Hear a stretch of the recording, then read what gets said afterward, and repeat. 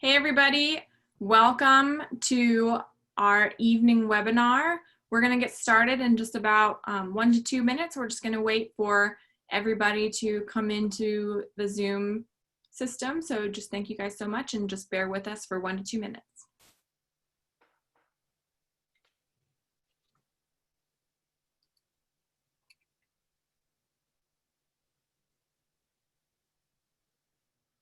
Hey everyone, we're just waiting for everyone to sign on. Thank you so much for being here. Just give us a minute or two so that everyone can find their link and come into the Zoom platform, and then we will go ahead and get started in about 1 to 2 minutes.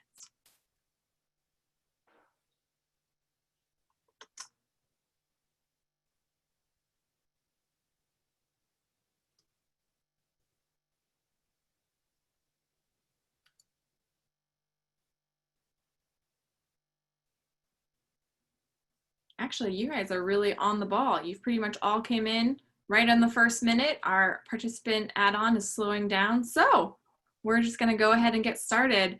Thank you so much for spending your evening with us for our presentation by Doug Tallamy. So we're going to talk about plants for birds and native species, and I'm Erica Zambello. I'm the Communications Director for Audubon, Florida. And I'm just gonna run through a few housekeeping things and then I'm gonna pass it on. Okay, so we have a huge group with us tonight, which we are so excited about, but that means we're all in listen only mode because it would just be too crazy with everyone's mics on and videos on.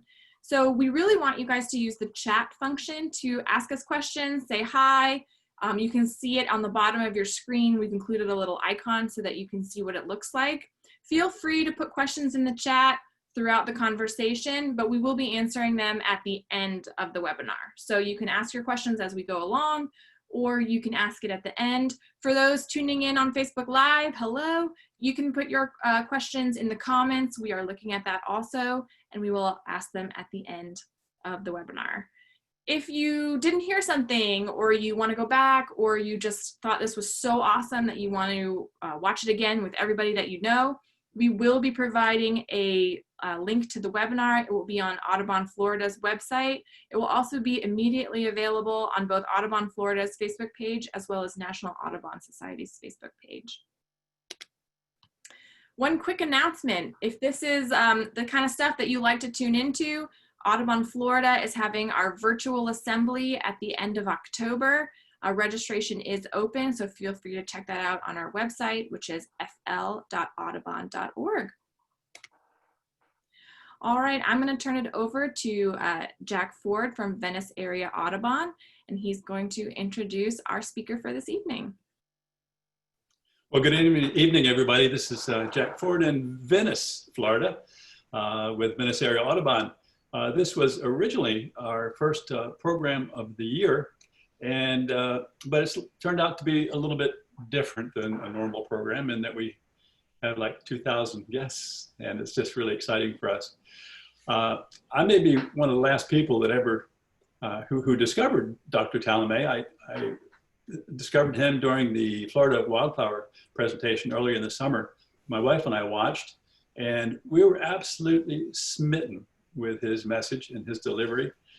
We had been adding native plants to our garden for some time. We understood there was a certain amount of benefit to that, but we didn't really get the whole picture until we saw his presentation. Then we just got it, and we were both really excited, and we got to work in our gardens. And a few months later, I looked out and saw my wife, and she was standing out in the garden with this big smile on her face, and just kind of like this, and looking around, and she was watching damsel flies and butterflies just flying around, just flying all around her.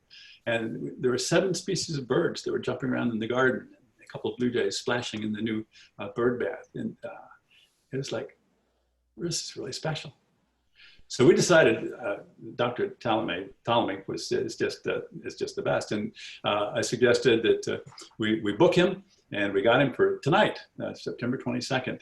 And as soon as we did so, our board of directors agreed we needed to share this special program with other chapters in Florida, and here we are, and we're really excited.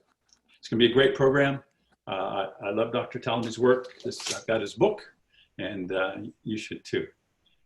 And with that, I'd like to pass it along to our friend, Doug Tallamy. Thank you, Jack. Great, and I'm going to be turning it over to him right now.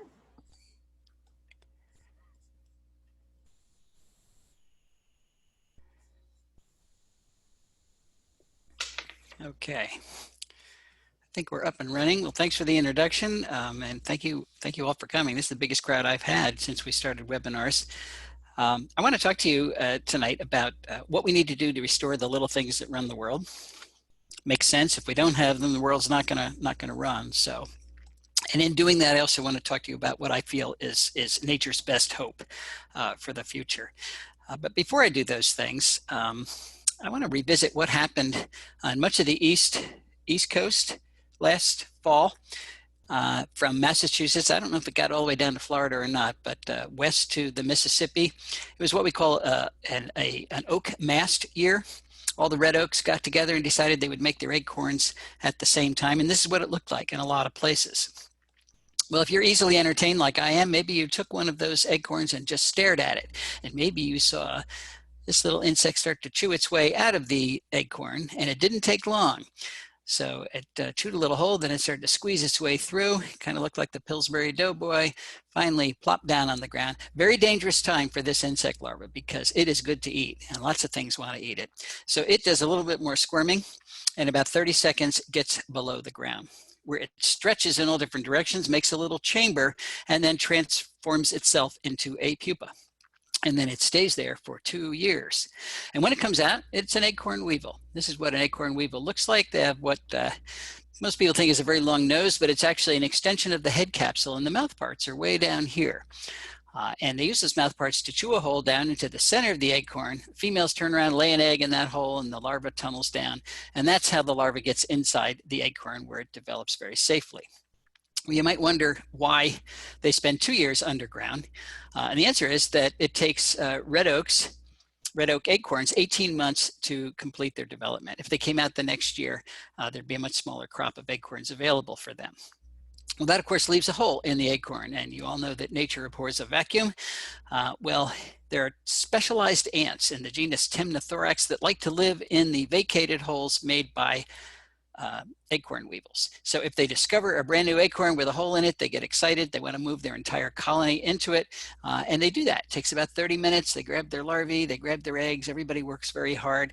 They move the queen, and then they post a guard here at the entrance to make sure nobody else comes in, and that is their new home for the next 2 years until this disintegrates itself.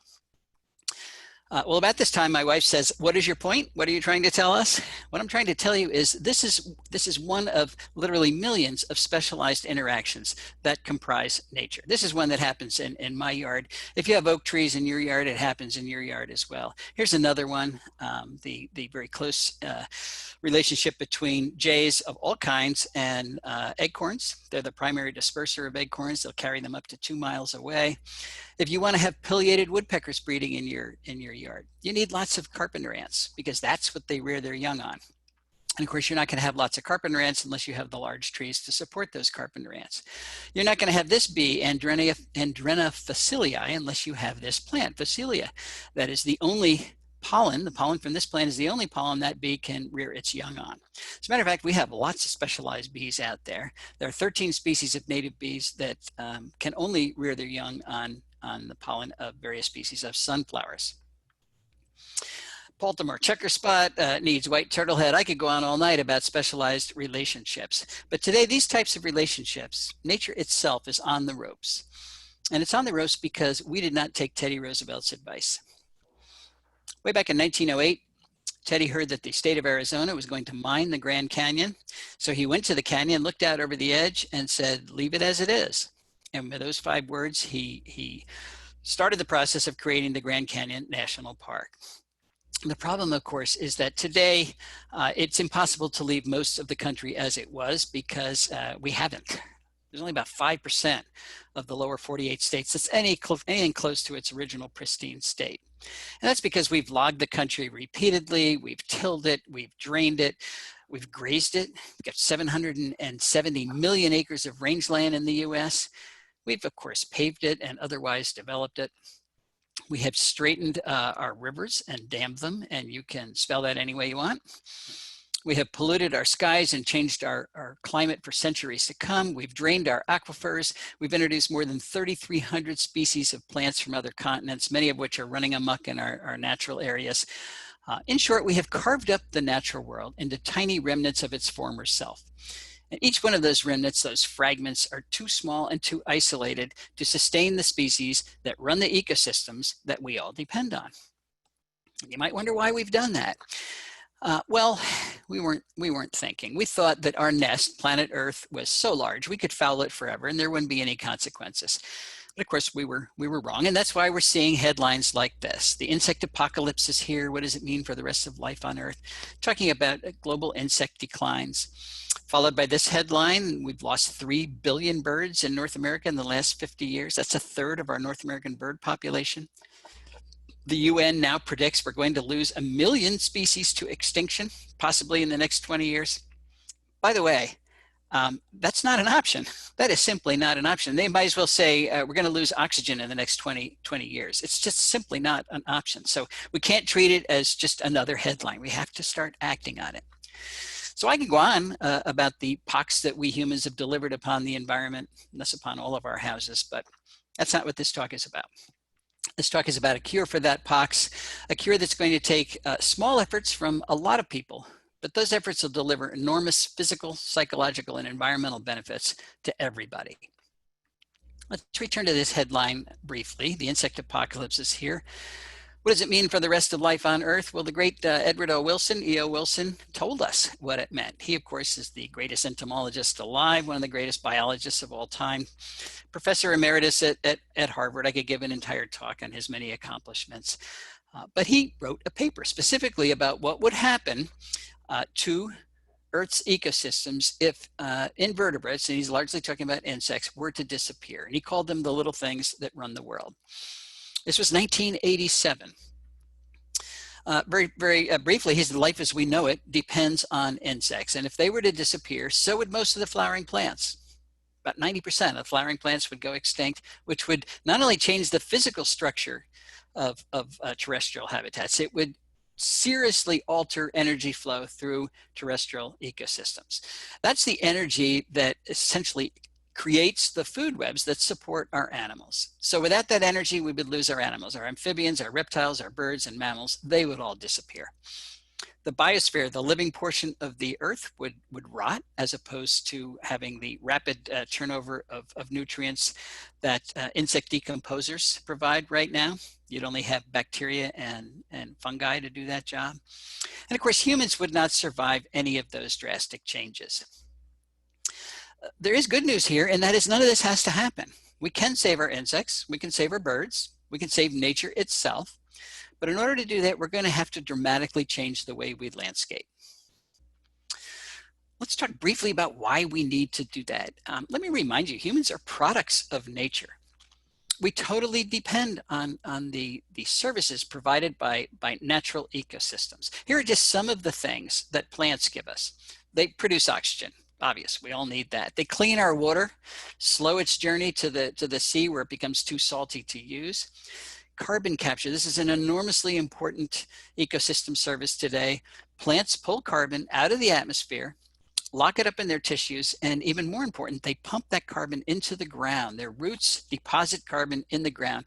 Our soils are brown or black because of the carbon that plants have put there. It's then out of harm's way. It's not altering any climate. They build topsoil and hold it in place. If we didn't have plants, the Earth would be one big rock because all the topsoil would be in the ocean. They prevent floods, they dampen severe weather, and many other things. What do animals do for plants? Well, they provide pest control services to keep the plants from all being eaten up. They pollinate nearly 90% of our flowering plants. They disperse the plant seeds and many other things. So designing landscapes that destroy the production of these ecosystem services is simply not an option. We need them. We need them more than ever now because we've got 7.8 billion people on the planet. This type of landscape doesn't make those services. There were visionaries through the ages that recognized that we humans did not have a great relationship with planet Earth. Aldo Leopold was one of the most eloquent in the early part of the 19th century, the 1900s. He wrote lots of things. One of the things he said was, the oldest task in human history is to live on a piece of land without spoiling it. Now, there have been some indigenous groups that have managed to do that for quite some time, but particularly our Western capitalistic society, we're terrible at that. We want to extract as much as we can from the earth, and if we ruin a spot, it doesn't matter, we'll just go ruin someplace else. There are very few someplace else at this point. So Aldo recognized that we needed to develop what he called a land ethic. He recognized that we did have to use the land. We had to farm it and lumber it and graze and mine and hunt on it. But we needed to learn how to do that without destroying local ecosystems. And he wrote about this in Sand County Almanac and called it the land ethic. I've always wondered why he never talked about developing a land ethic where we actually live, though. And I'm not sure why that was, but I suspect the notion that humans and nature cannot coexist together in the same place at the same time is so deeply embedded in the culture of Aldo's day, and it's still embedded in ours, that he didn't even recognize it as an option. Well, today I want to emphasize that living with nature is an option, and I'm going to suggest it is now the only viable option that's left to us today. So in the past, we had conservationists who worked exclusively where people aren't. We need to turn that on its head. We now need to save nature where people are. So we have to find ways for nature to thrive in our human-dominated landscapes. Because let's face it, most of our landscapes are human-dominated. Where are we going to start? Well, one of the places we cannot ignore is private property. And that's because so much of the US is privately owned. East of the Mississippi, it's 85.6% of the US privately owned. If we ignored those private holdings and only did conservation on other spaces, we'd be talking about 15% of the land. That's not nearly enough to preserve the amount of functional nature that we need. But there are a lot of areas that we have not considered to be options for conservation centers that could be. How about power and pipeline rights of ways? We've got 21 million acres of rights of ways in power and pipelines. We've got railroad rights of ways, another 3 million acres. Golf courses, 2 million acres. Airports, 3 million acres. The Denver airport is twice the size of Manhattan. These are huge places. Then we have all the places where we live in suburbia, exurbia, urban centers, hundreds of millions of acres in those places. Roadsides, we have 40 million miles of paved roads. Each one of them has 2 edges, another 17 million acres. If you just add up these areas, and everybody can think of other options, that's 599 million acres. How big is 599 million acres? Well, it's bigger than Vermont, plus New Jersey, plus Maine, Virginia, New York, Georgia, Florida, Oklahoma, Montana, plus California. Even add Texas in there, still less than 599 million acres. So not having a place to do conservation is not the issue. We've got a lot of places we can do conservation. What are we going to do on all these lands? We have to restore nature. That doesn't mean we have to build nature exactly the way it was before we came and changed it. That's probably going to not be possible, but we can reestablish natural interactions that sustain themselves, and I'll call that nature, even if they're not exactly what was there before. But we have to start with the species that are the building blocks of nature. Not all species contribute equally to ecosystem function, and some are necessary for others to exist. So let's start with the most important species. The first thing we need to do is create the food webs that support all the other species. So we have to get that energy from plants. Plants are capturing the energy from the sun, but then we have to transfer it to animals. Most animals don't eat plants directly. They eat something that ate plants, and most of that something is caterpillars. It turns out that caterpillars transfer more energy from plants to other animals than any other type of plant eater, elephants or anything else. If you took caterpillars out of the system, most of the energy that plants capture would stay locked up in plants, and that would be the end of the food webs. Here's an example. Carolina chickadee. A lot of people think of them as seed eaters because they are eating seeds at our feeders right now. But when they're reproducing, our babies can't eat seeds, so they feed them insects. And most of the insects, it turns out, are caterpillars. And chickadees are not exceptions. Most birds, 96% of our terrestrial birds in North America, are rearing their young on insects. And it turns out most of those insects are caterpillars. And here's a little data to support that statement. This is a study that my recent PhD student, Ashley Kennedy, completed. She had a citizen science project where she asked people from all over the country to take pictures of birds during the breeding season when they were carrying food to the nest. They sent her pictures, about 7,000 of them. She identified the prey item in the beak, and then she was able to construct these nestling diets. This is for 20 bird families. The green bars represent the percentage of the nestling diet that was caterpillars. And in 16 of the 20 bird families, caterpillars dominate the diet. So imagine what would happen if we took caterpillars out of the environment. 16 out of our 20 common bird families would not be able to reproduce successfully. Why caterpillars? What is special about caterpillars? There are a lot of other insects out there. Well, it turns out there's a number of things that are special. One of the most obvious is they're relatively soft prey items. If you think of this caterpillar as a little sausage with a thin wrapper, the thin wrapper is exoskeleton, it's cuticle. Cuticle is not digestible. Birds don't want it because they can't digest it. So caterpillars are perfect. You get this sausage, which is stuffed with a lot of protein and fat with very little undigestible parts. And because it's soft, the birds can stuff them down the throat of their offspring without fear of injuring the esophagus. And you know, parent birds are pretty rough. They use their beak like a plunger and they just stuff it down there. Caterpillars are also relatively large prey items. One medium-sized caterpillar is equal to the biomass of 200 aphids. Now, some of our smaller birds do chase aphids around, but you want to chase 200 aphids or get one caterpillar. As I said, they're very nutritious, very high in protein, very high in fat. They have a low percentage of chitin, of exoskeleton, compared to other insects, particularly beetles, which are not like little sausages, they're like little tanks. A lot of undigestible material there, and they also have a lot of sharp edges. And it turns out that caterpillars are the best source of carotenoids for birds during the breeding season. Now, I mentioned carotenoids not because I love organic chemistry, but because I'm a vertebrate, and you're a vertebrate. And birds are vertebrates, and vertebrates cannot make their own carotenoids, yet they are essential components of our diets. You have to get carotenoids from plants.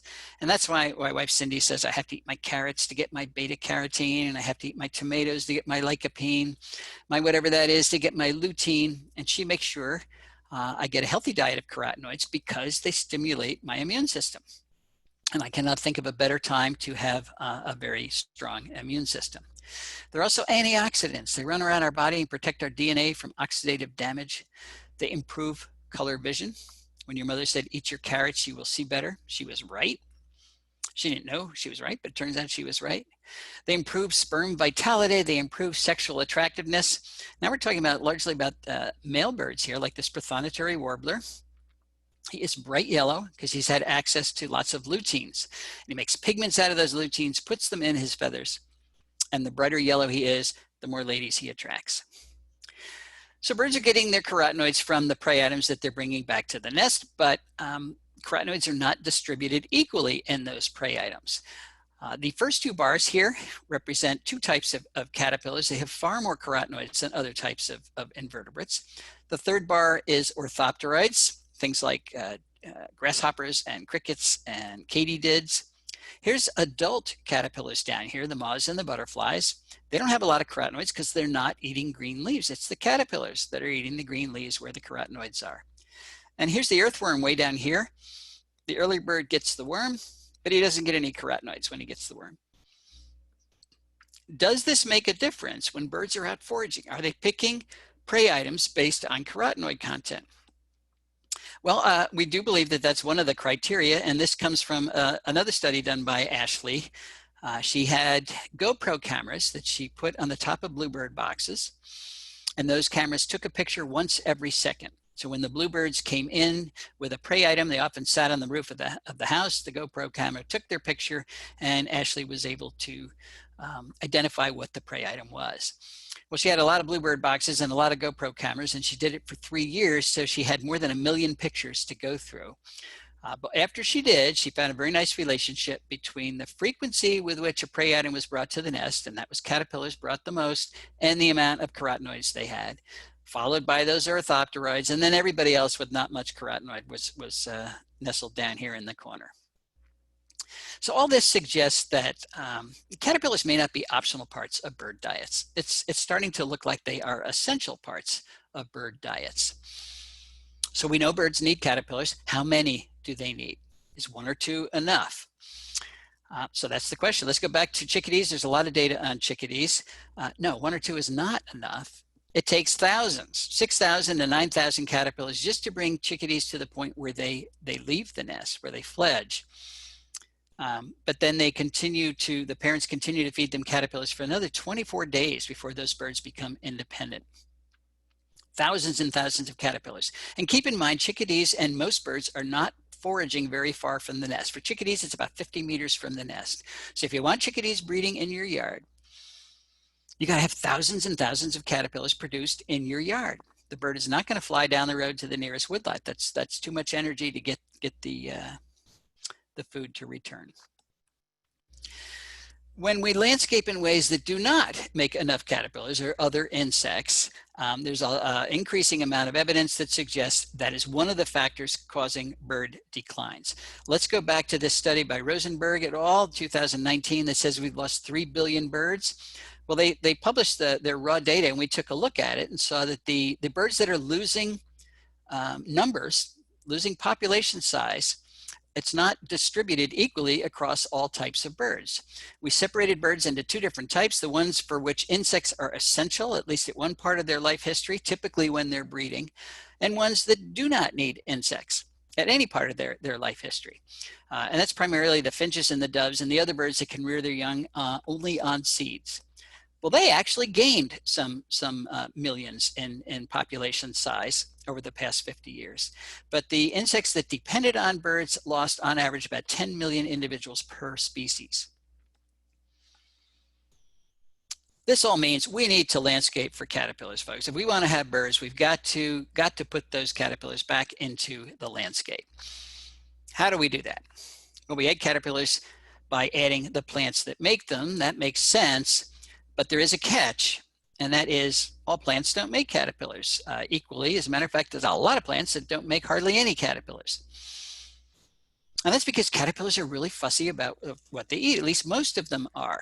And the monarch butterfly, of course, and this is a monarch caterpillar, illustrates that really well. If you want to have monarch caterpillars, having crepe myrtles or having Brazilian pepper trees or any of the South American or Asian ornamentals that we typically landscape with, camellias, none of those are going to produce monarchs. The only thing that's going to make monarchs are milkweeds, plants in the milkweed lineage. That's called host plant specialization. And 90% of the insects that eat plants are host plant specialists. Why? Because plants don't want to be eaten. They want to capture the energy from the sun and use it for their own growth and reproduction. So they loaded their tissues with nasty tasting chemicals, secondary metabolic compounds that make those leaves in particular either bitter or downright toxic. And it's a very effective defense that keeps most of the insects of the world from eating most of the plants of the world. And that's why it's green outside. It's not because there's no insects out there that want to eat those plants. It's because most of the insects that are out there cannot eat most of the plants. They are too well protected chemically. And if you don't believe me, after this talk, go outside and eat a plant. See if you like it. You're not going to like it. Every plant is protecting itself chemically, except our agricultural plants where we have bred out those nasties. There is a reason it's hard to get our kids to eat vegetables. It's because they inherently know that they're toxic. Yes, that's a joke. But this is not a joke. Insects do eat plants. How do they do that? How do they get around those chemical defenses? Well, this is where the specialization comes in. And as I said, 90% of those insects that eat plants can only eat the lineage of plant for which they have developed specialized adaptations. They develop enzymes that store and excrete and detoxify those plants. They develop behavioral adaptations and life history adaptations that minimize their exposure to those nasty chemicals.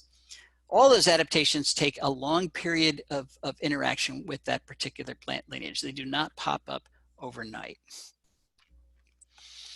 So what I'm trying to say here is that plant choice matters. When we're trying to reestablish natural interactions in the landscapes where we dominate, the plants we put in those landscapes are going to determine whether or not we succeed. And I'm going to give you 3 examples of where it has worked. And I'm going to start with our house in Oxford, Pennsylvania. We have 10 acres. This is what it looked like when we moved in. I am now sitting in this window right here. And the area had been farmed for 300 years before we moved in, but the latest type of farming was simply mowing for hay. And they were pretty sloppy about it, and they actually stopped mowing 3 years before we moved in.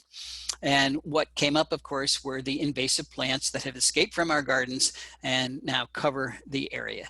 This is my wife, Cindy, getting ready to remove them from our 10 acres. You're looking at multiflora rose and Oriental bittersweet and Japanese honeysuckle and autumn olive and privet and calorie pear and Norway maple. They're all there. And you might say, well, there's no way she can do that from 10 acres. She did do it from 10 acres. You just start at the corner and you just keep pushing them back. It is a lot of work, but one person can do it. What did I do in the meantime? Well, I told her she was doing a very good job, but I was also putting plants back. And I chose the plants. My little hobby is to take pictures of caterpillars that I think are pretty. So I was putting the plants that would bring those caterpillars to our yard. Now they should have been there anyway, but these are the ones I started with. I wanted the Canadian owlet to come so I could take that pretty picture. But to have Canadian owlets, and that's what the adult looks like, it's just like a leaf, you have to have meadow rue. We didn't have any meadow rue. I don't know of any meadow rue around here. So I had to get some seeds from someplace else, and I planted meadow rue. I didn't know how many years it would take for Canadian owlets to find the meadow rue. So I kind of ignored it. I saw that it germinated, and then I didn't even look at it for a month or two. When I finally did go out and look at it, it's just about defoliated because the Canadian owlets had found it right away. So that was a speedy success, and now we have a thriving population of meadow rue and Canadian owlets, and that's how it works. I wanted the goldenrod stowaway, this beautiful yellow-orange moth. That's a misnomer, by the way. It has nothing to do with goldenrod. It's a specialist on this plant, Bidens aristosa. Some people call it ditch daisy. We didn't have any ditch daisy, so I got some seeds from a power line cut about 15 miles away, planted them. It took the moth over a year to find my Bidens aristosa, but they did. Now I've got a thriving population of both. Wanted hackberry emperor because it's a butterfly that ought to be on our property, but it's the hackberry emperor, which means it needs hackberry. We didn't have any hackberries. I planted some hackberry. I went out this June, looked at one of the hackberry branches. It had 9 hackberry emperor caterpillars on a single branch. But it took, I don't know, 3 or 4 years for the butterflies to find it. I did not plant goldenrod, came in on its own, and along with it came the insects that use goldenrod. Let's just focus on the caterpillars, like the brown hooded owlet, the Arcigera flower moth, the goldenrod leaf miner, the distinct Sparaginothus, the goldenrod gall moth. Now this is what I'm waiting for, the goldenrod flower moth. We've been here, this is our 20th year, and this guy still has not found our goldenrod. So this is anticipation. It's like waiting for the ketchup to come out of the bottle.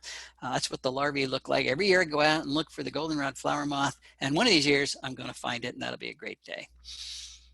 Same thing, Virginia creeper. I planted it so it would bring the particular caterpillars I wanted to photograph to our yard. Pandora sphinx happened right away, came within the first year, got pictures of its beautiful adult. But then other things that I wasn't focusing on came in because they eat Virginia creeper as well, like the lettered sphinx, the hog sphinx, the abbot sphinx. I waited a long time for them, but finally came this year, and many others. Wanted zebra swallowtail because I think it's the prettiest of our swallowtails, but it is a specialist on pawpaws. Well, the nearest population of zebra swallowtails that I know about is 26 miles away. And again, I did not know how long it would take them to find our pawpaws. It took them 9 years, so we did have to be a little patient with that one. They finally found it, but in the meantime, I got the pawpaw sphinx. Didn't know there was a pawpaw sphinx until it showed up. And of course, we got lots of pawpaws. We wanted the double-tooth prominence, so we planted elm. We planted American elm and got it right away. The evening primrose moth. So we planted evening primrose, and this is what it does during the day, comes and hides in the flowers. And of course, we planted oaks. Now, this is just an example of the plants we put in our yard. But, you know, this is the Bedford Oak in Bedford, New York. And people argue about whether it's 400 years old or 500 years old. And a lot of people think you need an enormous oak like this before it starts to contribute to your landscapes. Not so. Most of the oaks I put in our yard, I planted as acorns, which means they were free, by the way, or as bare root whips, which meant they cost about $1. So they were tiny plants, and right away, the things that oaks support started coming to our property, like the solitary oak leaf miner, Juvenil's dusky wing, the yellow-shouldered moth, the orange-headed epicalema, the red-washed caterpillar, the yellow-vested moth, the orange-tufted onitid, the spiny oak caterpillar, the two-spotted oak punky, the variable oak leaf caterpillar, the red-humped oak worm, the orange-humped oak worm, the pink-striped oak worm, the delightful dagger moth, the pleasant dagger moth, the lesser oak dagger moth, the greater oak dagger moth, the streaked dagger moth, the afflicted dagger moth, the crown bucolatrix, the white blotch heterocampa, the oblique heterocampa, the red line panapoda, the laugher, and literally hundreds more caterpillars have come to the oaks that we put in our property. And they came right away. Here's a pin oak that has just popped up above the ground, first year. And here's a crocus geometer standing on the ground, eating it right away. So you don't have to wait hundreds of years before your oaks start to contribute. They contribute immediately. This is a picture of our house from the same perspective that I took that first picture. Look, we have lawn. We're very traditional here. But it represents what we've done. We put a lot of plants back, and so many moths came to our house that I made it a goal to take a picture of every single species that I could find. I've been doing it for about 4 years now, and I am not finished, but I am up to 1,012 species of moths so far. That's just moths. We haven't gotten to the butterflies yet. That's 1,012 species of bird food that have come to our yard because we put the plants back. And because we have so much bird food, we have recorded 55 species of birds breeding on our 10 acres. You know, I saw this headline beginning of last week, I guess it was. World Wildlife Fund says 2/3 of wildlife have vanished since 1970. Not at our house. As a matter of fact, I'm going to wager we have increased wildlife at our house by 2/3, which is the point. You can put it back. You can put it back. But I know what you're thinking. You don't own 10 acres, so it's not going to work unless you have a property that big. Well, it's a good question. Will it work in a typical suburban yard? Let's go to Margie and Dan Terpstra's house in Kirkwood, Missouri. This is a typical suburban lot. It's 0.6 acres, less than 1 acre. It is surrounded by typical suburban yards with giant lawns and very few trees. The big invasive plant in Kirkwood, Missouri is bush honeysuckle. So the first thing Margie and Dan did was take out the bush honeysuckle. They planted a lot of native plants. And they also installed, what they call a bubbler. It's just a water feature. And then they started to count the birds that came to use their yard. And they're up to 149 species, 35 warbler species. Just to put that into perspective, we at our house have only recorded 8 warbler species. We got 10 acres, they've got less than 1 acre. So it works, it works. But will it work in an urban yard? Let's go to Pam Carlson's yard. Pam lives in Chicago, where she has 1/10 of an acre. That is 3 times smaller than the average lot size in North America. And when I say in Chicago, I mean in Chicago. She is right next to one of the runways of O'Hare Airport. She is right next to Kennedy Expressway. There is absolutely no connectivity between her yard and any natural area. She is an island. Well, she took out her invasive plants, put in 60 species of native plants, a water feature for the birds, and then she sat back and started counting those birds just like the Terpstra. She's up to 116 species on her 1/10 of an acre, including a woodcock. So if you haven't seen a woodcock lately, go to Pam's house in Chicago and you can check it out. But what about inner city centers? You know, 82% of North American population now lives in cities. Are they going to be left out? Well, I was looking at this plant, Sclepius tuberosa, butterfly weed, back in 2014. And butterfly weed reminds me we have a serious marketing issue with our native plants. We call them weeds and then wonder why people don't plant them. So we're not going to call this butterfly weed. We're going to call it Monarch's Delight. Okay, I was staring at Monarch's Delight in 2014, and the first thing I saw was this megachilid bee, this leafcutter bee. And I know it's a leafcutter bee because it collects its pollen on its tummy, not on its legs. This is a species I hadn't seen in quite some time, so that was neat. It's always good to see a new insect. Well, leafcutter bees have very specific requirements. Not only do they need pollen and nectar, they need soft leaves very close by, because they cut the edges out of those leaves, roll them up, make a little tube, and then stuff that tube with pollen, and that is where they lay their eggs. And they stuff that whole tube into a crack or a crevice. Well, there was redbud, has soft leaves right next to the Monarch's Delight. So the leafcutter bees had everything they needed. And because there was redbud there, there were also bumblebees there. Remember, queen bumblebees do all the foraging in the spring because they haven't made any workers yet. So they need a lot of spring forage to do that successfully. And because redbud's a great early season bloomer, they had what they needed to get that colony going, and there were bumblebees there. And then I saw a monarch. As a matter of fact, I saw two monarchs. Now this was 2014. I had gone all of 2013 without seeing a single monarch. 2013 was the low point in the monarch population for the east of the Rockies population. Only about 3.6% of them left. And this was June. It's unusual for us to see monarchs this far up the East Coast in June. So I was very excited. I mean, that was encouraging to me. Why were they there? Well, they had Monarch's Delight. They also had other species of milkweed. So they had forage, and they also had the necessary host plant. Do you know where I was? I was on the High Line in the middle of Manhattan. The High Line is a converted, if you haven't been there, it's a converted railroad, a restored elevated railroad that had been abandoned. And this is the amount of nature we're talking about. We're talking about a strip of plants that are largely native, but not entirely native. And they're surrounded by Manhattan. Heavy construction. It's 30 feet above the busy street below. Millions of people, literally, it's a top tourist destination now because this is their exposure to nature and they love it.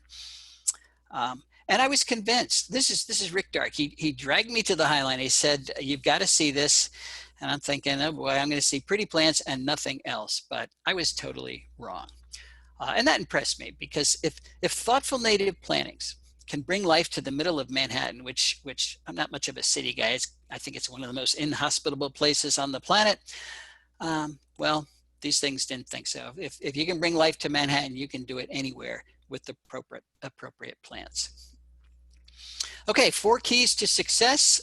If we're going to do this right, there are 4 things we need to think about. And the first one is we need to shrink the area we have in lawn in North America. We've got over 40 million acres of lawn. That statistic is almost 15 years old at this point now, so we know it's a lot more than that. Well, that's more than the area of all of New England. And it looks like this. It's a deadscape. So we have it because it's a status symbol. We love our status symbols. But what if we cut this area in half? We could still maintain highly manicured lawn. We could still have our status symbol, but we have less of it. And the other half would be well planted.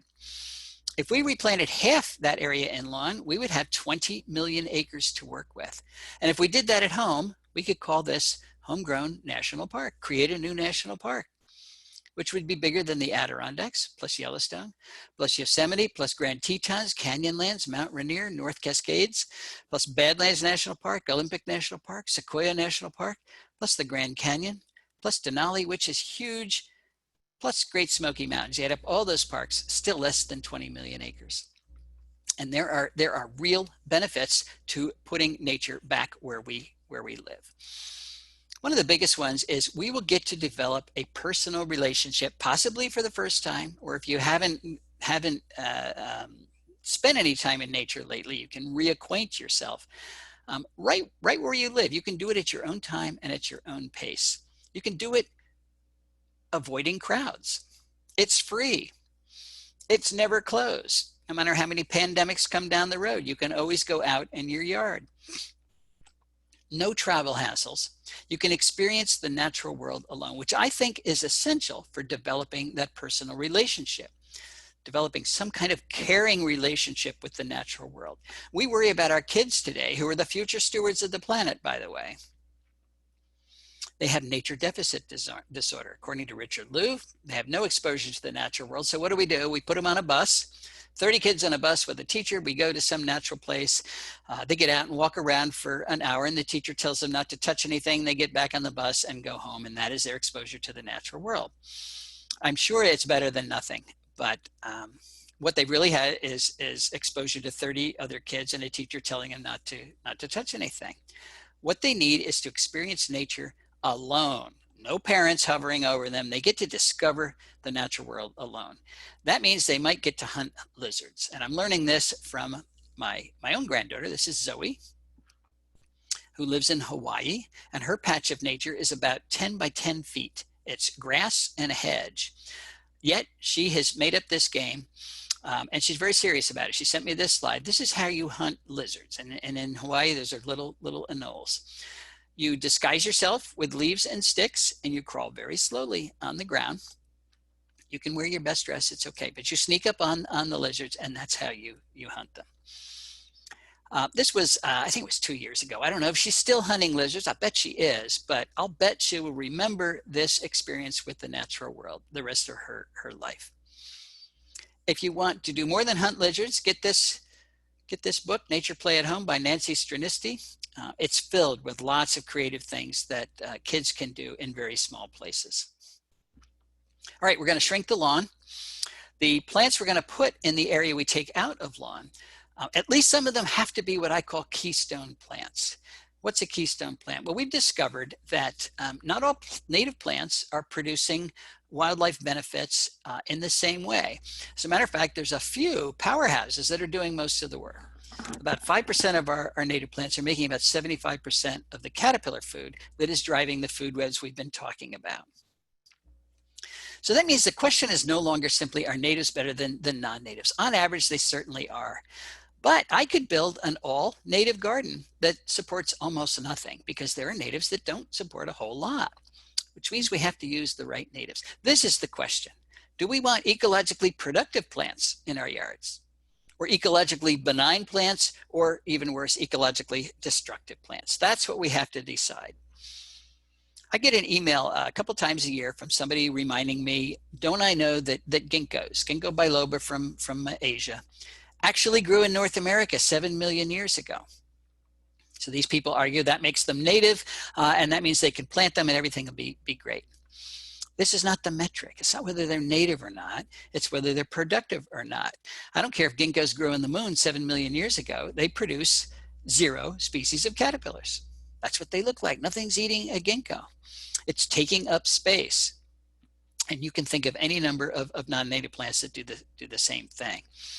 So productivity is the key. And compare that to oaks. In 84% of the counties around the country, oaks are the #1 keystone genus. In the mid-Atlantic states where I live, they support 557 species of caterpillars. In the entire US, it's over 900 species, hundreds of species in Florida. No other plant genus comes close to that level of productivity. Let me go over what the power of keystone oaks in my yard means for the diversity in my yard.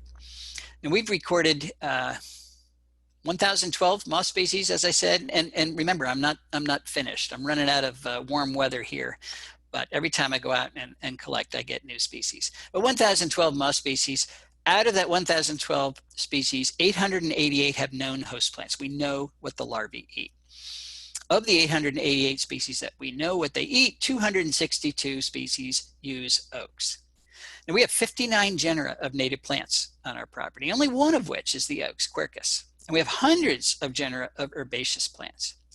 So that means oaks represent less than 2% of our woody plant diversity and way less than 1% of the total plant diversity on our property, yet they're supporting almost 30%, 29% of the moth species diversity. So if we took oaks out of our landscape, think of what we'd lose. Think of all the bird food that we would lose. That's the power of keystone species. Where do you find out what the keystone species are for your neighborhood, your county? Well, there are 2 sources. We can start with Audubon's Plants for Birds. There's the website, or you can go to National Wildlife Federation Native Plant Finder. and put in your zip code, and the ranked list of plants ranked based on the number of caterpillar species that they support will pop up for your county. So here's a typical list. This is would be a typical list for most of Florida, believe it or not. And it's very similar to a list that you see in many parts of the country. Oaks, number 1, followed by native cherries, followed by willows, hickories, poplars, maples, even blueberries are way up there. Notice I say native oaks, native cherries, native willows. You can go to the nursery and you can buy non-native oaks. You can get an English oak, you can get a Chinese oak. I have no idea why you would do that. We have 90 species of oaks in this country. Why do you need one from some other place? You can get an Asian cherry. You can get weeping willow, which is from the Middle East. But when you substitute these non-native members of our native genera, you're reducing caterpillar use by 68%. We've done that experiment.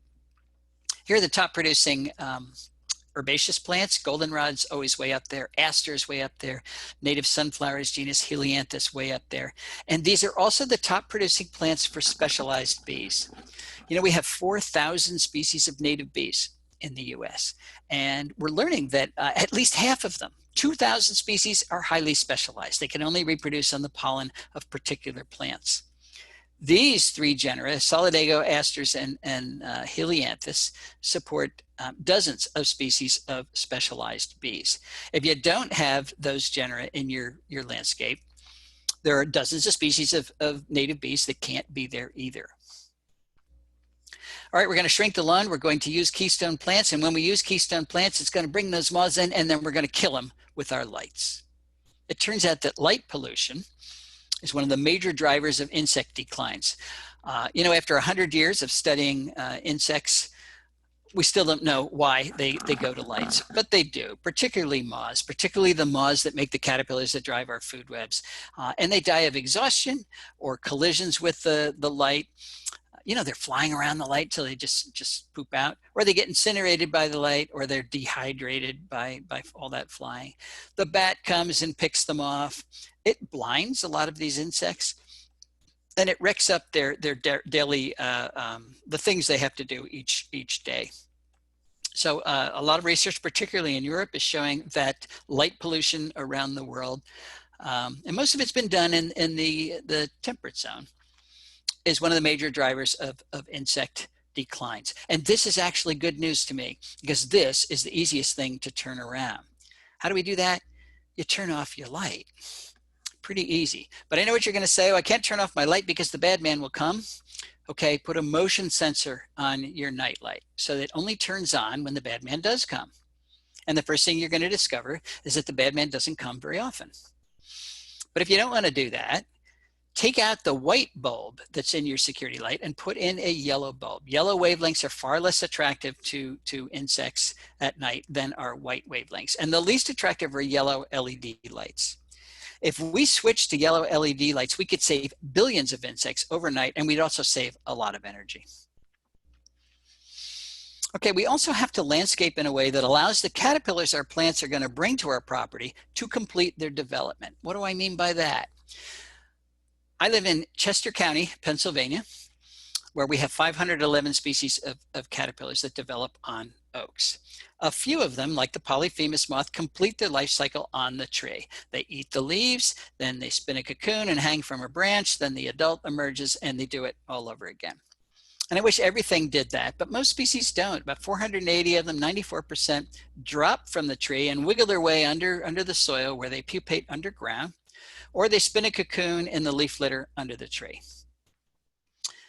And the problem is we don't have any leaf litter under the trees, and the ground is typically so compacted because of all of our mowing and trampling that the caterpillars cannot get underground to safety. So this becomes an ecological trap.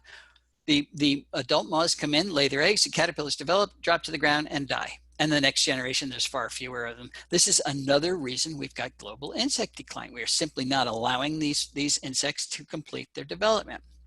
And the cement landscape is even less attractive to moths, less viable, I should say. I'm not trying to discourage the use of trees in cities. I am trying to discourage the profligate use of cement as a landscape tool. I mean, that's just laziness. and it ruins our watersheds.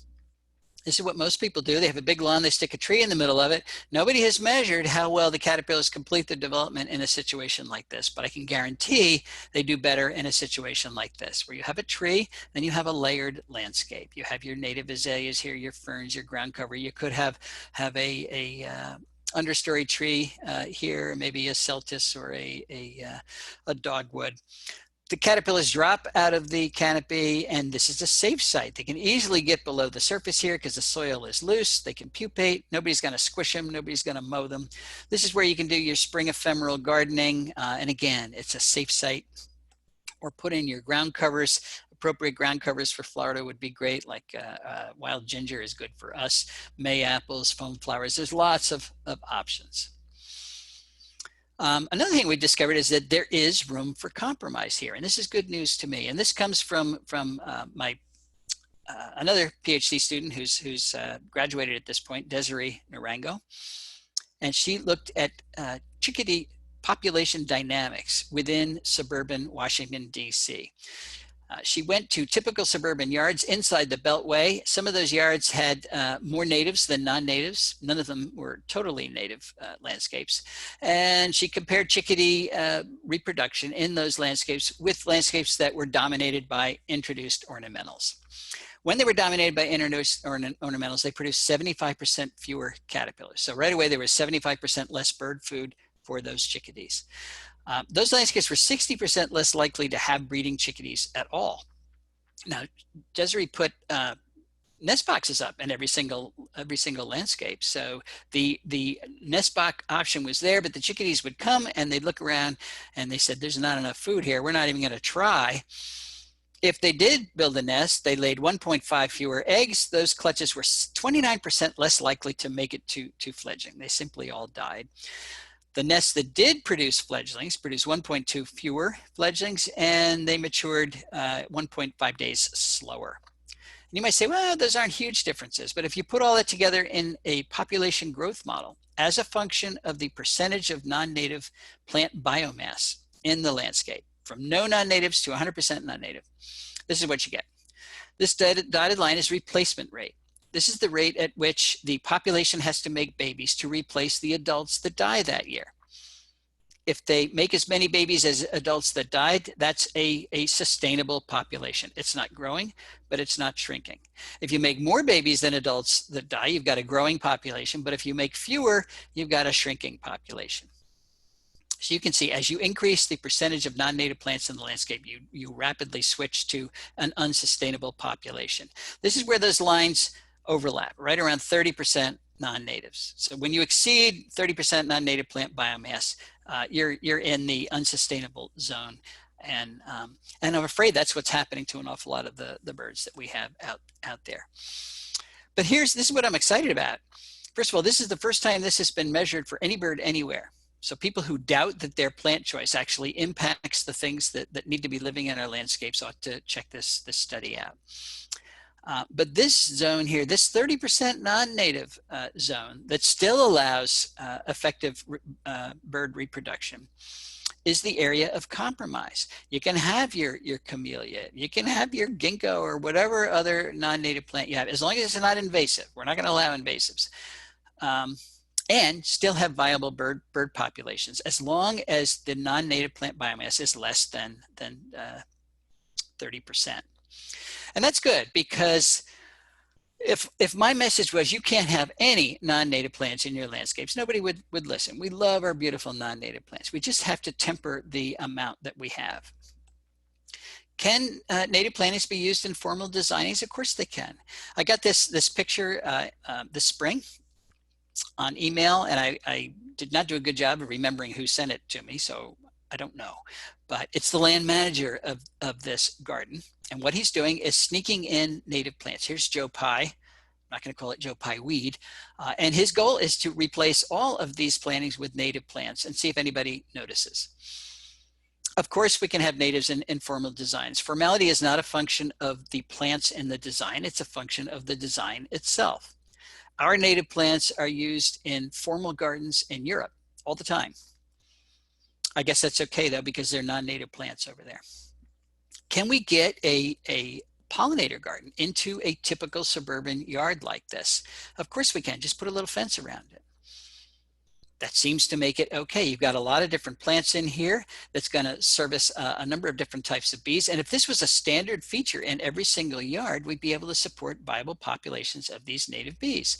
This is a larger option here. These are Drew Latham designs, by the way.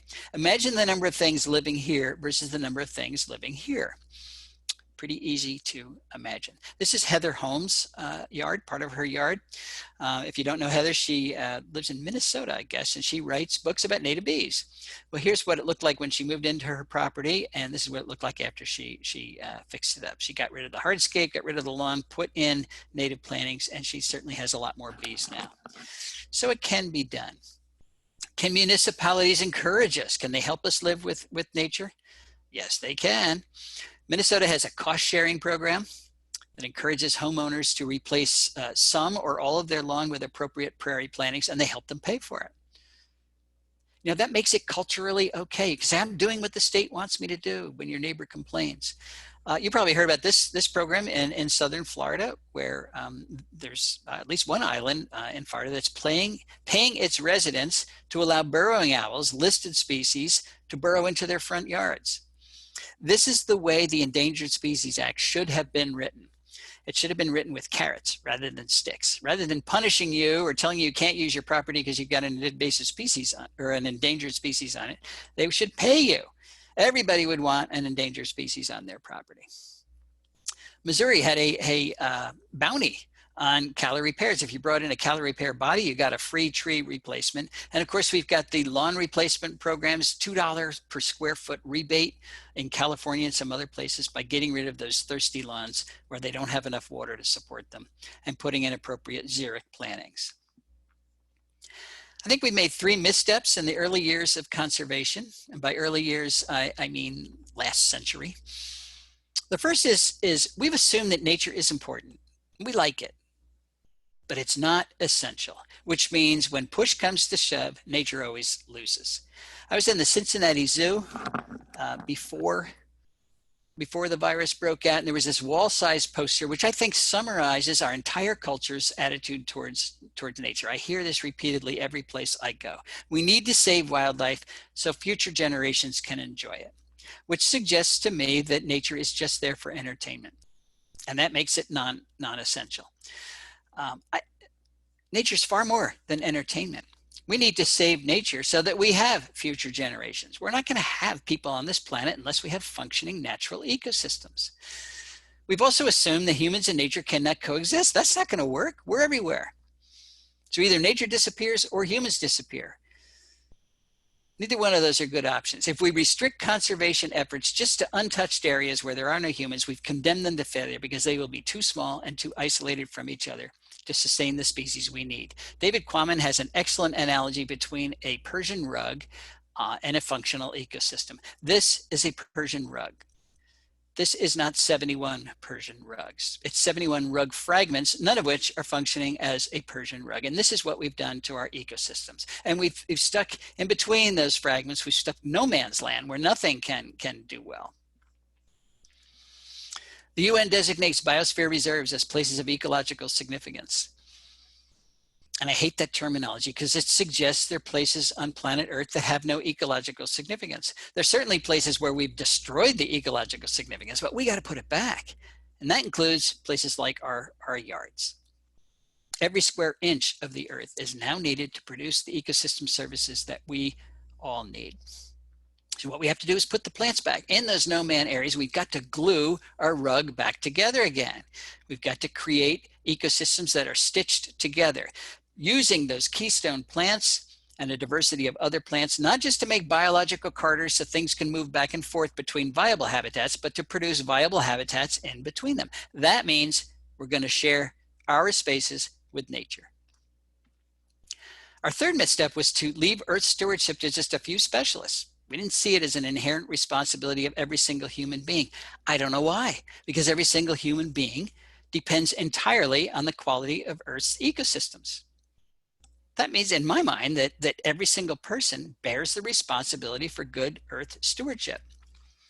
Stam Rushworth, a Cherokee elder, once said, the Western settler mindset was, I have rights. The mindset of indigenous people is, I have obligations. And you're not born with these mindsets, you're taught them. We need to teach this. We all have obligations to keep this earth spinning. It doesn't mean you have to save biodiversity for a living, but you can save it where you live. And I like this approach because it empowers each one of us. So many of us feel totally powerless in today. We've got these giant problems and we feel like one person can't do anything. But with this particular issue, that is simply not true.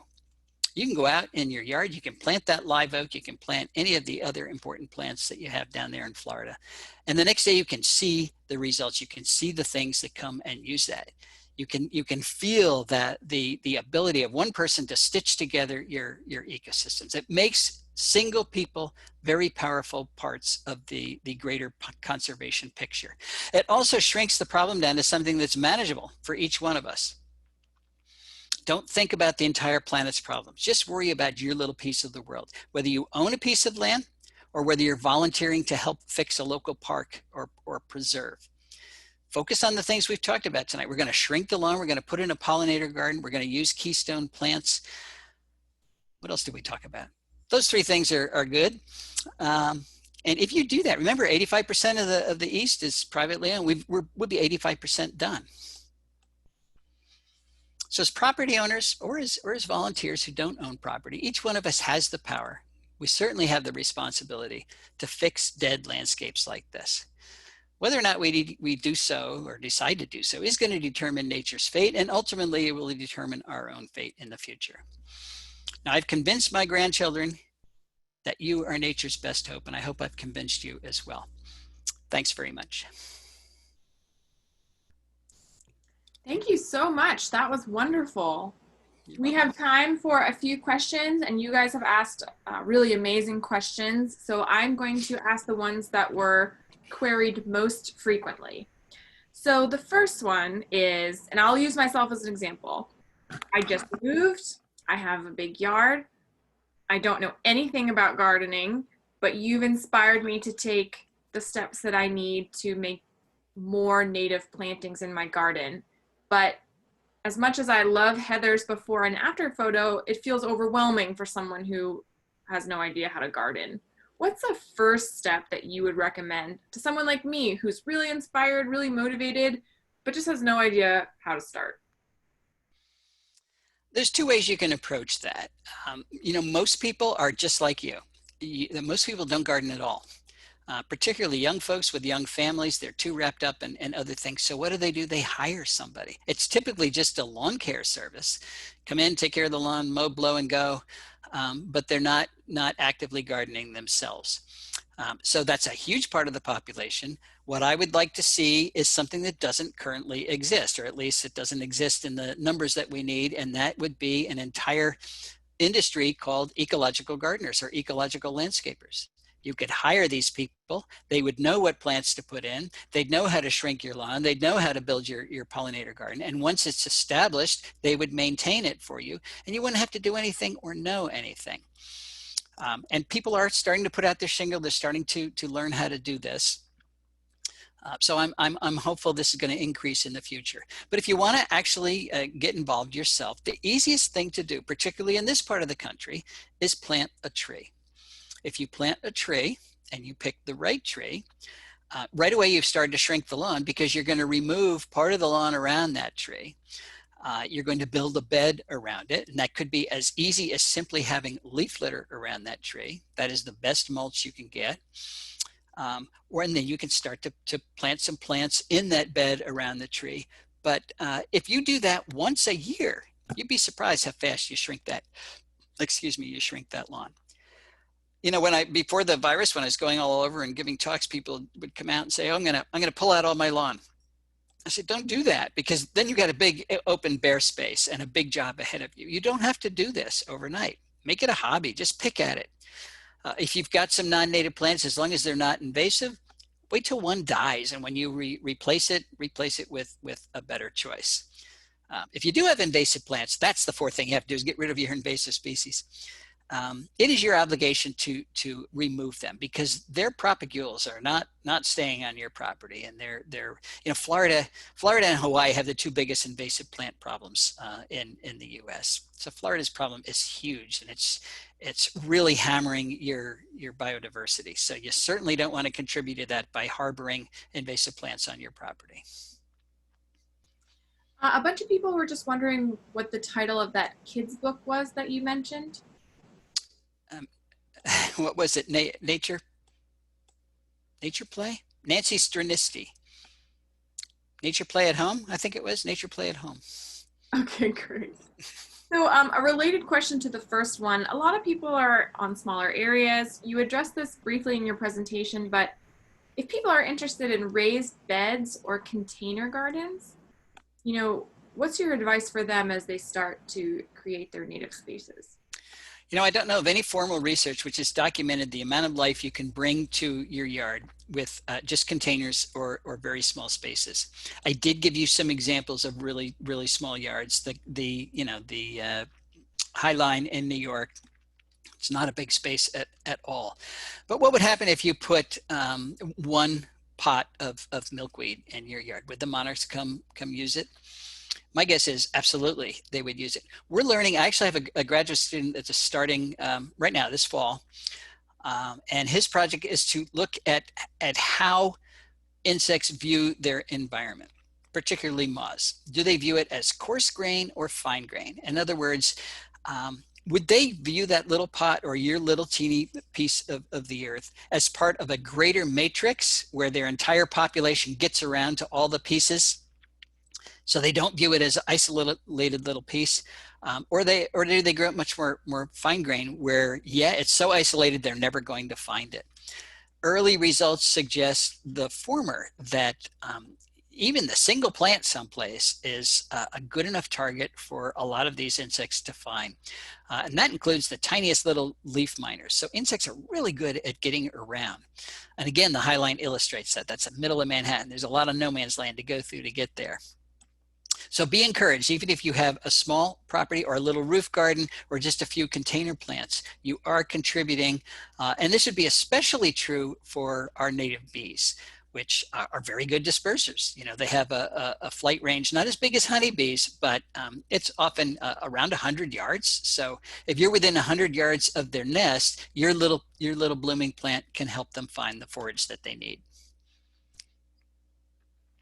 Awesome. So I'm going to use myself for an example again. So my father is a premier vegetable gardener. He does not care about flowers. He does not care. He cares about trees, but he is all about his vegetable garden. How should vegetable gardeners balance the desire to reap the rewards of their harvest, which is, vegetables, with the needs of perhaps native caterpillars or other native species that might want to munch on their vegetables? Most of the things that want to munch on our vegetables are introduced pests along with them, like the cabbage white. A lot of our garden pests are introduced along with the plants that are also not native themselves. I don't in any way want to discourage vegetable gardening. Growing food locally has a lot of pluses for it. And there are limits to what you can do on a single piece of property. You can't do everything. So if your father is growing wonderful local vegetables, he's contributing environmentally in a number of different ways. If he's got property big enough to do both, then native plantings will help his vegetable garden. They won't hurt it, because what they're going to do is harbor a population, a community of natural enemies that will help to control the pests in his garden. And that includes a lot of things that help control aphids. Let me give you an example about the tobacco hornworm that is, that's that big sphinx moth that typically nails your tomatoes. You may have noticed, if you've ever had a tobacco hornworm on your tomatoes, that often they get those white cocoons on their back. A lot of people think they're insect eggs, but that's the cocoon of a braconid wasp, and there's usually hundreds of them that tunnel. They've already eaten out the insides of that big caterpillar, and then they tunnel out through the skin and they pupate on the back. And what emerges is a little wasp that goes and looks for another sphinx moth. Well, where do they come from? you've got to hit those sphinx moths pretty early to slow them down. At our house, we have 17 species of sphinx moths in residence, which means we always have a population of those braconids ready to hit any tobacco hornworm that might come to our tomatoes. That's the benefit of having a lot of native plants near a vegetable garden, is that you're providing that natural pest control that you would get in a natural ecosystem. Great, thank you so much. So a lot of people are very interested in caterpillars that they can find in their yard and caterpillars that they can draw to their yard. But caterpillars are hard to see. What are your tips and tricks for actually finding the caterpillars that are on your property? That is right. It takes some searching, but searching in the right place at the right time will help you a lot. So I'm not sure when the birds that breed in Florida, what their peak breeding season is, but that's not the time to look for caterpillars because they've already gotten most of them. So up here, that's May and June. It's a tough time to find caterpillars because really our breeding birds have picked them off. The migrants that fly through in the spring and the fall pick off an awful lot of caterpillars. So for me, the best time to find caterpillars is the end of July and into August. That's the peak when the populations have built after the birds have finished reproducing. And you have to develop a search image. Remember, caterpillars do not want you to find them. You could be a bird, you're going to eat them. So many of them are excellent at blending in. We call that crypsis. They can look exactly like leaf damage, exactly like lichens or fungus. Many caterpillars do not eat during the day. They only eat at night. And during the day, they're hiding on the sticks or the bark of trees, or they crawl off onto the ground altogether. So going out with a flashlight at night, and the LED lights that they have now are excellent. And looking up into the trees, you'll see a whole lot more caterpillars than you do during the day. But during the day, the ones that taste good typically are hiding underneath leaves. The ones that don't taste good are very bold, and they sit up on top of the leaves and advertise their distaste, usually by being pretty, yellow and black or warning colors. And looking like the edge of a leaf is very common. Folding over leaves and hiding in between, the two layers. Silking two leaves together. So you learn all the different tricks that caterpillars have, and also looking on the right host plants.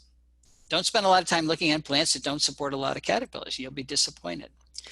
But you can learn all those things. Get David Wagner's book, Caterpillars of Eastern North America, and also his book about owlets, and it shows you pictures of what they look like, tells you what their host plants are, and gives you lots of hints on how to actually collect them.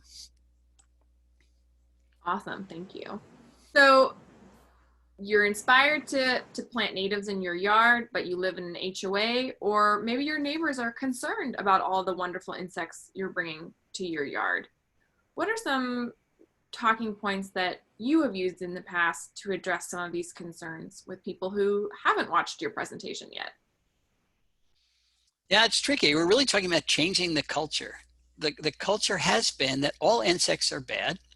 We used to have National Insect Killing Week, and it was promoting the use of all types of chemicals to rid the community of insects. This is the mindset we're coming from. There are some insects that transmit diseases, mostly introduced mosquitoes. There are annoying insects, but the vast majority of them are completely benign to us. And as we've talked about tonight, they're essential for everything else. They're essential in running our ecosystems. Most people don't understand that. So we're talking about education. It's why I write the books that I write, to hopefully point out that these things are essential. I was surprised when the New York Times headline about insect apocalypse came out. I didn't think anybody would care. But I actually got emails from people around the country saying, "Is this real? This is terrible. I'm all worried. What do we do?" So there is more concern out there than I thought there was, and that's good news. But I tend to use hooks. So a lot of people don't like insects, but a lot of people do like birds. You know, what are the latest stats? About 70 million people feed the birds or just consider themselves birders at some level. Well, if you explain that, you know, you're not going to have birds without the insects, and the plants you put in your yard are going to make the insects for the birds. They don't live on seeds and berries, most of them. People get it. You know, they say, "Oh, okay. I had no idea. I had no idea." So that level of education, using hooks. Most people don't care about caterpillars. So say, "Oh, you can have beautiful caterpillars in your yard." Nah, just say, "Hey, you can have a lot of bird food in your yard," and that helps. But I do tell stories. I don't want to take up a whole lot of time, but there was a man who he was Mr. Neatnik.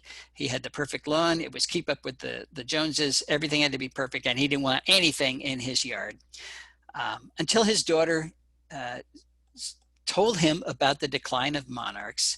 And finally, he decided he would plant a few milkweeds in his yard. Right away, the monarchs came, and he got to see them. He had a connection with them. He saw them ovipositing. He saw the little caterpillars, and right away he was hooked. He wanted more milkweeds. He wanted to help help the caterpillars, help those monarchs, and it changed his perspective on what his yard was. And that was simply a matter of exposure. So when more people adopt this, and more people when it's more prevalent in our culture, I do think we're going to reach a tipping point where a lot of people will follow simply because their neighbors are doing it, and it'll become the common thing to do. Studies have shown that people respond to peer pressure better than anything else. Not scientific data or anything. They're going to do what their neighbors do. That's what they respond to the most. So we have to get more neighbors doing it. Absolutely. So I have the hardest question yet. So I hope you're ready. You can only pick one. What is your favorite bird species that has come to your yard now that you have really invigorated your native plantings? Come to my yard or bred in my yard? You know what? Because you gave such a great presentation, you can pick two. One that bred and one that came to your yard. You know, that's a moving target. The one I want in my yard is always the one that's not there yet. So for years it was wood thrush because we didn't have woods. They want to breed in the woods. And then finally our trees, none of them are huge. None of them are more than 20 years old. But what wood thrushes really want are leaf litter and something to eat. And finally we had enough leaf litter and enough things to eat. So they finally came and bred. And that was a good day. Kentucky warbler was another great day when they came and actually started to breed. So those are two breeders. Oh, we had Blackburnian warblers migrate through in the spring. That was the first time they'd come to our yard. So when something new like that comes, it is very exciting. Absolutely. Blackburnian warblers are just so incredible. It's hard to beat them. Yeah. They're like a sunset in a bird. So I just want to ask you one quick question about LEDs, because the question has come up a few times. Is it the LED itself, or is it the color of the LED that you need to reduce that light pollution? I think it's both. LED wavelengths, they come in a number of different wavelengths, but you definitely want those warm wavelengths. You want to stay away from the blue ones, but yellow LED is the least attractive, according to studies. So I'm not exactly sure why an LED wavelength is different from a mercury vapor. Mercury vapor lamps are the most attractive. So if you got a big lamp on a pole and it's a mercury vapor lamp, that's going to kill more insects than anything. So I don't know the physics of it, but that's what the data say. Great. Well, I just want to thank you so much. I want to thank Captain Jack so much, and I want to thank everyone who has been on this webinar and for your great questions. So the recording will be available as soon as we leave this presentation. It will be available on the National Audubon Society Facebook page. It will be available on the Audubon Florida Facebook page. And starting tomorrow, it will be available as a YouTube recording on the Audubon Florida page. Thank you so much. This has been wonderful. Thank you for spending your evening with us. Thank you for being inspired. to help the birds through native plants and native insects. And I hope that everyone has a great night. Thank you all so much. All right, thanks.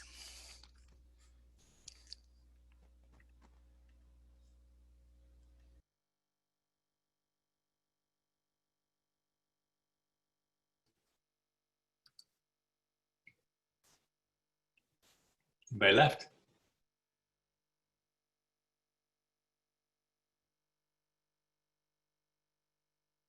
I guess I gotta leave. I don't want to leave.